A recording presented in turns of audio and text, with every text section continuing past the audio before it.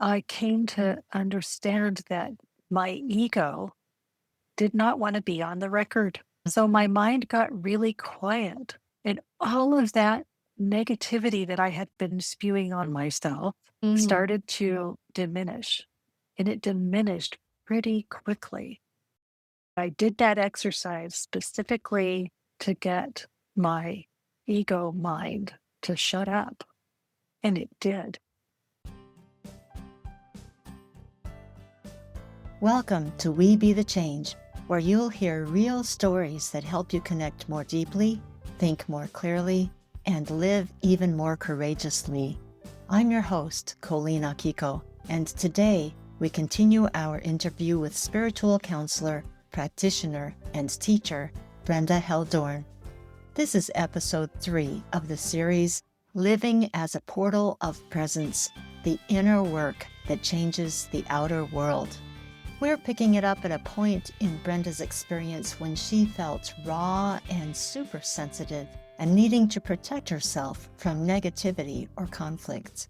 We open by hearing how she got her bearings and how she moved past any victimization talk and recognized the great illusion of the doom loop.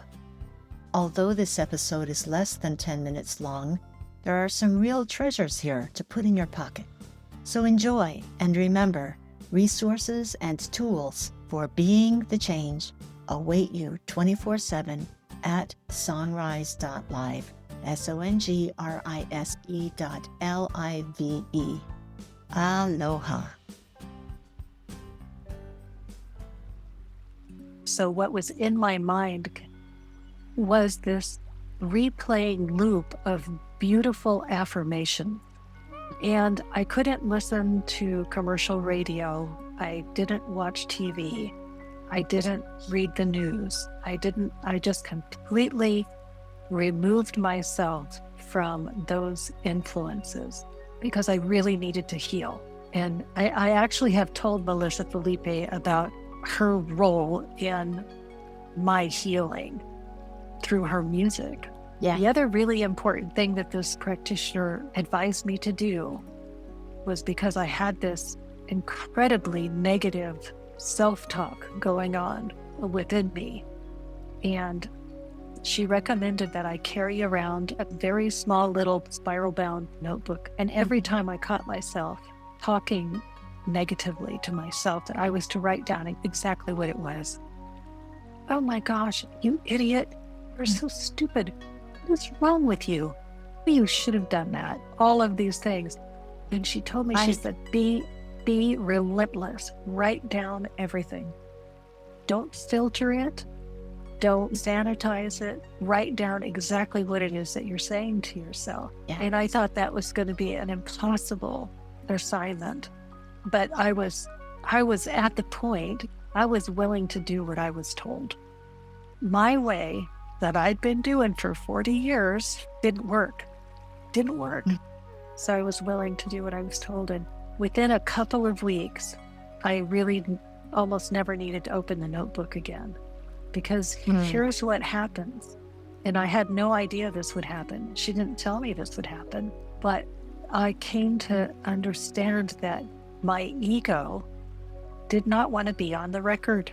So my mind got really quiet. And all of that negativity that I had been spewing on myself started to diminish. And it diminished pretty quickly. It would pop up every once in a while, but the minute I flipped open that notebook, it went away. And I never went back and read anything that I wrote. I didn't want to reinfect myself. I never went back and read it again. But I did that exercise specifically to get my ego mind to shut up. And it did. It doesn't want to be on record. Like, I don't know. That was an amazing teaching.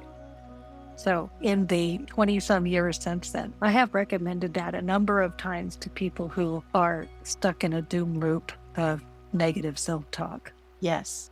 Yeah. And I assume that would also be the same principle of our victimization talk. Yes. Where Oh, Same thing. this always Or happens to me, the etc. world has it out for me. Yeah, Yeah. yeah. Or And wait, or something great happens. It's like, oh, just wait for the other shoe to fall kind of right. things. When we are putting that out there, it's so easy to find somebody to commiserate with beyond ourselves, even because Oh, it seems to absolutely. be, it's a way of connecting with people. I found that it's much easier to commiserate with someone than to hold my ground and say, even though this is happening, this is the story. It's not the truth. It's not the truth. And Yeah. yeah. When we talk like that, some relationships I found they go by the wayside because that's Yeah. not how they want to navigate their lives. But then there's more room for those who are still wishing to follow that narrow path. It is a narrow Yeah. path sometimes. It feels that way. It is. You're absolutely right. The easiest thing in the world for us to do, Colleen, to connect with people and to feel like we belong, is to find a common enemy and come together in solidarity against this common enemy. So when I make a decision that it isn't real, this thing that's happening out there, all of this stuff, all the ugliness, all of the disunity, it is a one big giant illusion. It's a dream. And I use this analogy when I'm teaching about this. And because I think other people probably had this experience where you have a pet. In my case, I have 2 cats and a dog, but my dog is the most expressive teacher that I have. And so sometimes I can watch her sleeping. And while she's sleeping, I see her paws moving and she sort of whimpers in her sleep or does some sort of little vocalization of some kind. And I look at her and I think, she's chasing rabbits in her sleep, in her dream. But when she wakes up, I don't scold her for chasing rabbits. She was only dreaming. So this soup that we're in right now, this giant collective nightmare that we're living, and what the occurrence is, we're like my dog who's only dreaming. We're chasing rabbits in our dreams. And when we wake up to our spiritual magnificence, the divine does not scold us for chasing rabbits in our dreams. The divine merely welcomes us. Heaven on earth. So I'm not immune. In perfect transparency, there's days when it feels really heavy. All of the expressions of the undoingness, because that's really what's happening. This is the great undoing. And there's times when it definitely affects me, but I have the tools now. I have the recognition that what worked for me before still works for me. Turn it off, go outside, watch the birds, pet my dog, go for a walk, ride my bike, find the joy, focus on the good, the true, and the beautiful. And only when I do that can I be in service to my brothers and sisters.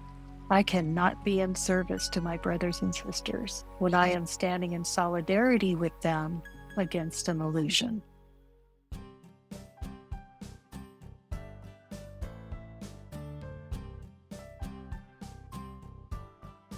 That bears repeating. I cannot be in service to my brothers and sisters when I am standing in solidarity with them against an illusion. Are you feeling the deeper call with me? Watch for the wrap-up of Living as a Portal of Presence, the inner work that changes the outer world. Coming soon with Brenda Heldoorn. Until then, grace and peace to you as you cultivate the power of inner silence for navigating through what Brenda calls the great undoing.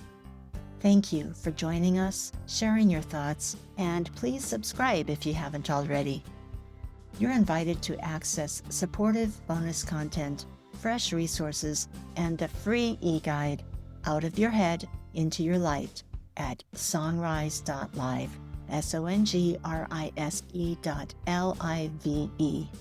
I'm Colleen Akiko, and this is We Be the Change, where we remember that changing the world begins by changing ourselves.